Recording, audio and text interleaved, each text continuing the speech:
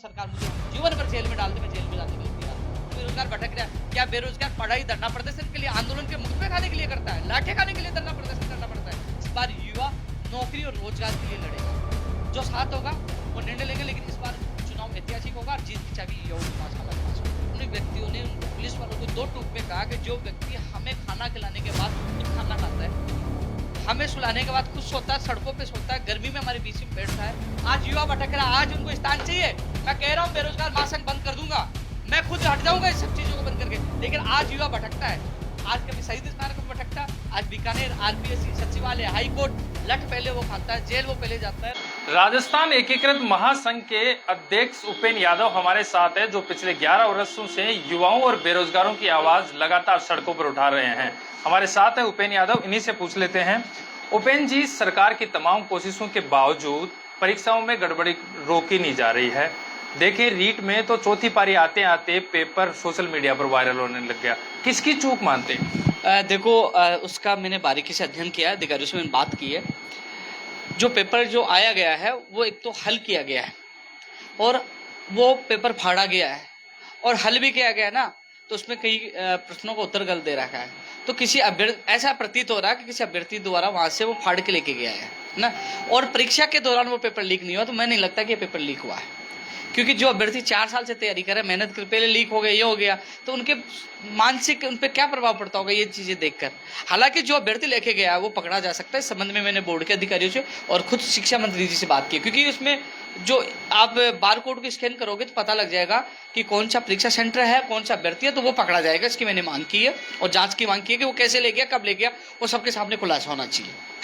इसके अलावा जो पेपर लीक वाली वास्तव में राजस्थान में घटनाएं सबसे ज्यादा हुई है, चाहे वो जैन का हो, लाइब्रेरियन का हो, एसआई का हो, कांस्टेबल का हो, तो ये सारी चीजें हैं। इससे तो दुखित है कि पेपर लीक राजस्थान बन चुका था। हम पेपर लीक मुक्त राजस्थान की मांग हम लगातार कर रहे हैं। आपने देखा हो कि लगातार सीबीआई की मांग कर, लगातार हमारा संघर्ष मांगों को लेकर जारी है।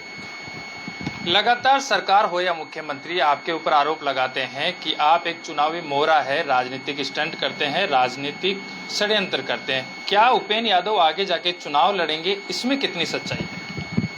सबसे पहले तो मैं एक बात बता दूं, जो मैंने कांग्रेस को समर्थन दिया वो वीडियो आपने देखा नहीं होगा तो मैं आपको भेज दूंगा, जिसमें पवन खेड़ा जी जो राष्ट्रीय महासचिव है कांग्रेस के, प्रवक्ता, राष्ट्रीय प्रवक्ता, और जो प्रमोद तिवारी जी जो वर्तमान में राज्यसभा सांसद, वो मेरे साथ बैठे, समर्थन दिया। राहुल गांधी जी से मुलाकात करवाई दिसंबर 2018 में, समर्थन दिया। इसके बाद पीसीसी चीफ का लेटेस्ट वीडियो आप देखना, इसी कार्यालय में ऊपर आए और उन्होंने कहा कि उपेन्द्र भाई आपके संगठन को सैल्यूट, आपकी मेहरबानी, आपकी आशीर्वाद से हमारी सरकार सत्ता में आई है, आपका बड़ा योगदान रहा, आपका संघर्ष खत्म हो गया, अब हम आपके लिए कुछ करेंगे, बैठेंगे। यदि हम लोग किसी पार्टी के द्वारा या राजनीति करते तो फिर वो धन्यवाद क्यों देते, क्यों समर्थन लेते? ये तो उनकी बात का जवाब। अब जब हम वो दावों की, जो क्योंकि पूरे तथ्य मेरे पास है, क्योंकि मैं 2012 से संघर्ष कर रहे हैं, पिछले 5 साल पिछली सरकार में संघर्ष किया, इस सरकार में संघर्ष किया, इस सरकार ने कौन कौन सी वादे किए, इस सरकार की भी क्या क्या कमियां वो मुझे पता है, वो भी तथ्यात्मक पता है। मैं खुला चैलेंज दे रहा हूँ, कोई भी मंत्री नेता जाए सामने बैठ जाए, डिबेट कर ले, मैं जवाब दूंगा कि मैं कहाँ गलत हूँ या युवा कहाँ गलत है, वो कहे वो करने के लिए तैयार। मैं चैलेंज दे रहा हूँ, आना चाहिए, आप डिबेट करा ना, बुलाइए, उनमें दम हो तो। कह रहा हूँ मैं, सच के लिए लड़ रहे हैं। तो वो अब क्या कर रहे हैं कि वो 2-3 चालें कर रहे हैं। मैं चुनाव वाली बात पे भी आऊंगा, लेकिन पहले 2-3 चीजें इनकी चालें बता दूं। पहली चीजें तो वो कह रहे हैं कि वो कोशिश कर रहे हैं कि उपेन्द्र यादव चुनाव लड़ना चाहता है, तो उनकी बात का जवाब है कि उपेन्द्र यादव स्टाम्प पे लिख के देने के लिए तैयार है, चाहे 1000 के स्टाम्प पे लिखा हो, चाहे 500 के स्टाम्प पे लिखा हो। आप लखनऊ समझौते, आप जो रात को 12:30 बजे जो समझौता होता फरवरी 2021 में, जिसके गवाह आप भी थे रात को, वो समझौता। इसके अलावा जो 23 मई को आंदोलन हुआ, 13 जून का आंदोलन, जो तमाम मांगों का पूरा कर दीजिए, मैं स्टाम्प पे लिख के दे दूंगा, कभी चुनाव नहीं लड़ूंगा। इस बात का भी जवाब मैं दे रहा हूँ। अब बात ये कहेंगे कि साहब ये तो किसी पार्टी से प्रेरित है या बीजेपी से प्रेरित है, जो आरोप लगाएंगे, तो भैया बीजेपी प्रेरित फिर आपने समर्थन कैसे लिया? आपको कुछ दिन पहले उपेन्द्र यादव लग रहा था, उपेन्द्र यादव हमारे साथ है, आपके आशीर्वाद से, आपके सहयोग से, आपके बयान है, आप देख लीजिए। तो वो भी, इनकी वो चाल भी फेल होगी। तीसरी चाल, जब मुझे जेल में डालकर लंबे समय तक प्लानिंग की गई थी, लंबे समय तक उपेन्द्र यादव को जेल के अंदर रखा जाए, वो प्लानिंग इसलिए फेल हो गई कि जमानत मिल गई और मेरे साथियों को भ्रमित किया गया। मेरे साथियों को कहा कि आपके मुकदमे वापस ले लेंगे, उपेन्द्र यादव के खिलाफ मुकदमा दर्ज करा दो, कि हमसे पैसा लेता है, हमें बरगला के बुलाता है।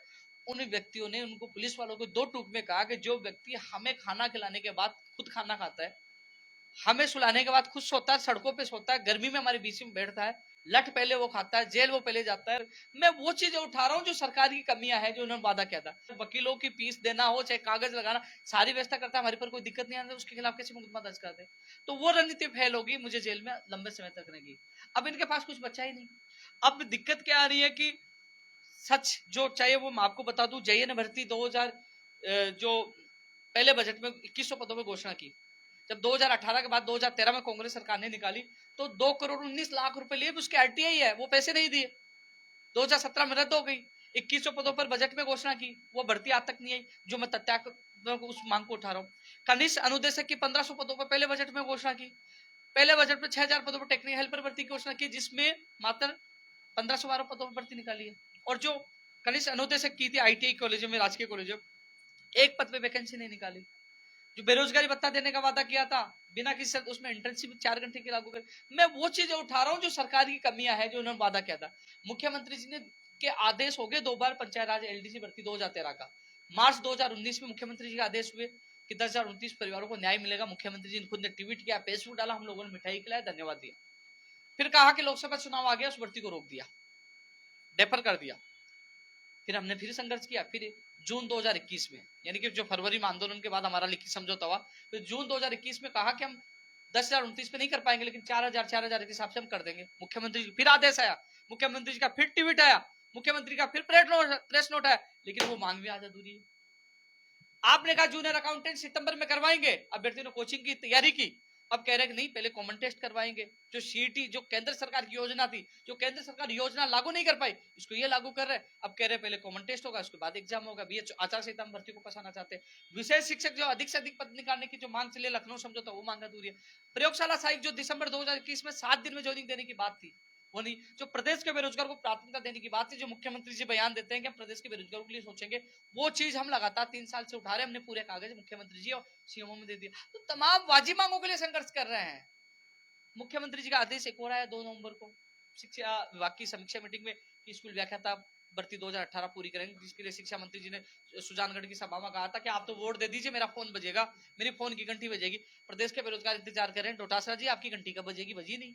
अब घंटी नहीं बजेगी तो 2023 के चुनाव में सारे लोग इनकी घंटी बजा देंगे। अब इसके अलावा स्कूल व्याख्याता भर्ती, वरिष्ठ अध्यापक भर्ती 2016 की सूची जारी करने की थी, और कई ऐसी मांगे थी, वो यानी कि मुख्यमंत्री जी के आदेशों की पालना नहीं हो पा रही।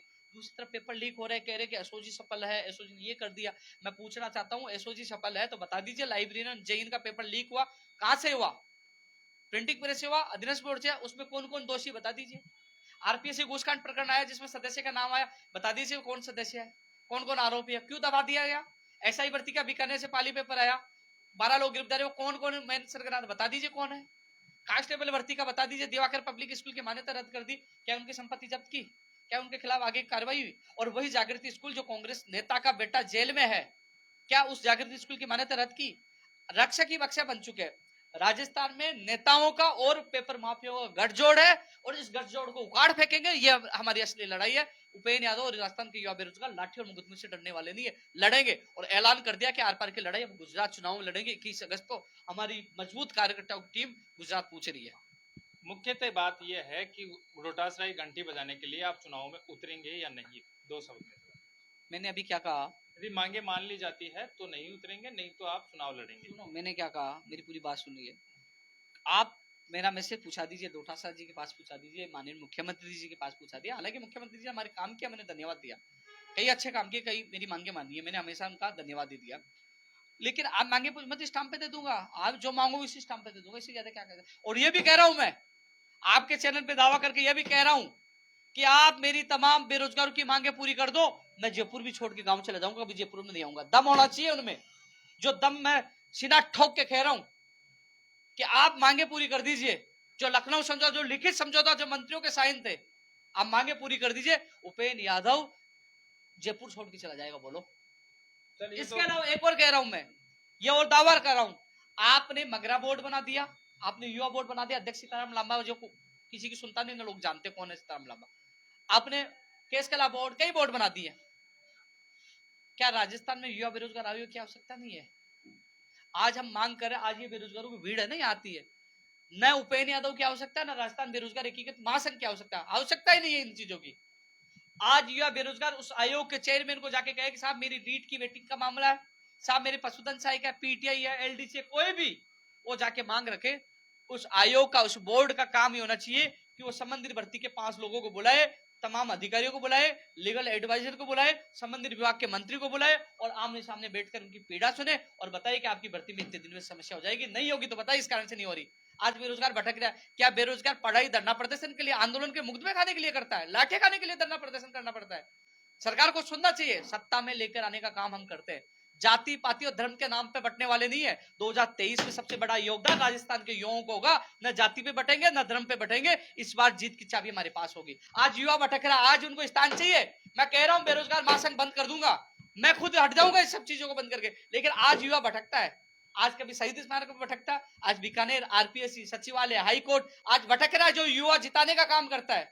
आज हमें हमारा युवा बेरोजगार आयोग चाहिए, जहां ना उपेंद्र यादव की आवश्यकता पड़े, ना बेरोजगार महासंघ की आवश्यकता पड़े। वो सीधे जाए, अपनी पीड़ा रख सके। साहब मैं पीड़ित हूं, मेरा परिणाम नहीं आ रहा, विज्ञप्ति नहीं आ रही, ज्वाइनिंग नहीं हो रही, कब से अपनी पीड़ा रखने का एक माध्यम तो चाहिए, उसके लिए भी हम कर रहे हैं। मैं तो खुला कह रहा हूं, इससे ज्यादा आदमी क्या कहेगा बताओ? क्या राजनीति इसमें? युवाओं की आवाज उठाना, सरकार के वादे याद दिलाना, क्या राजनीति है? मैं तो पिछले साल 5 साल भी बीजेपी सरकार में मैंने आंदोलन किया तो कांग्रेस कह रही थी वाह बहुत अच्छा काम किया, ये धन्यवाद। और आज मैं कर रहा हूं, आज मैं इस सरकार में कर रहा हूं।